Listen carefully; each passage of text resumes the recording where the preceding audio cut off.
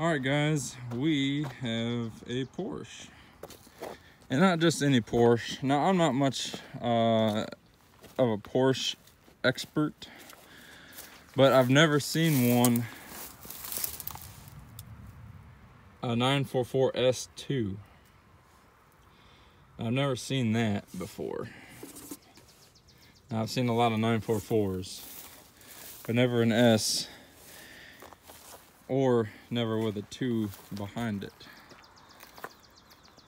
Granted, there doesn't look like there's much left on this car, but there is some pieces still left.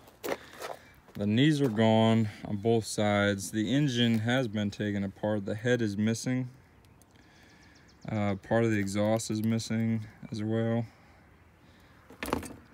But there's still some good things left in here.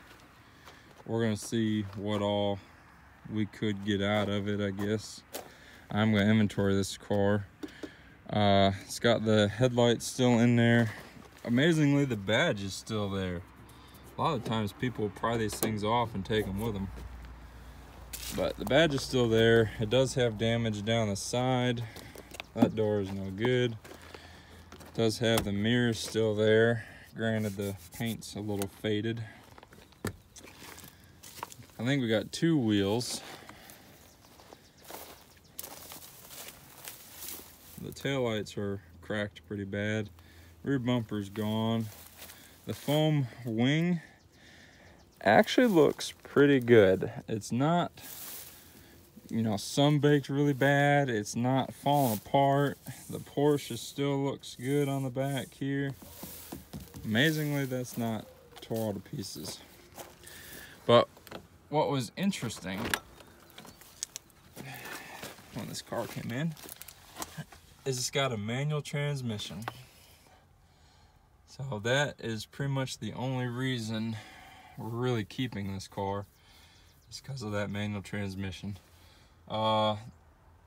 Again, I don't really know much about these types of cars. I've seen them around from time to time, but that's the first manual I have seen. That's, again, why we're gonna keep it. The interior is pretty rowdy, but it had these cool sport seats with huge side bolsters. This vehicle looks like a burgundy interior with a burgundy outside. So it was all color matched. Power windows, and I imagine these are the mirrors. Showing 165,000 on the odometer, which is the cluster looks pretty good. No key, not that it matters, but as you guys can see, it is a 5-speed. And for those of you who don't know much on these cars, I guess they had a problem with weight ratio in this car. With the motor in the front, I guess they figured it was a lot of weight up front here, and they wanted it to be kind of even. I don't know if you've ever looked underneath one of these cars, but it's almost like a Corvette. So you have the motor here, then you have a bell housing, then you have, I guess, what's called a torque tube that runs through the bottom of the car, and then your transmission and your rear axle or carrier are back here. It's all kind of like one unit, I think. And then you'll have axle shafts that will go out to your rear wheels. So that put more weight back here to keep it off of the front, so when you're actually driving these cars, it feels more stable on the road, where the back end won't want to come out because it's so light. I thought that was pretty cool. I imagine it's not the funnest thing to take apart and work on, but I always thought that was kind of cool how they did that. But this is one that we are going to keep.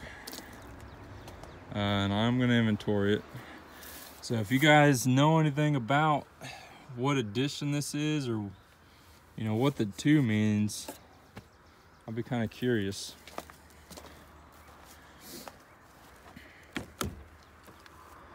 But there's a few good things left on it, so we are going to get this in, and we'll go from there. But I appreciate you guys watching, and I'll see you in the next one.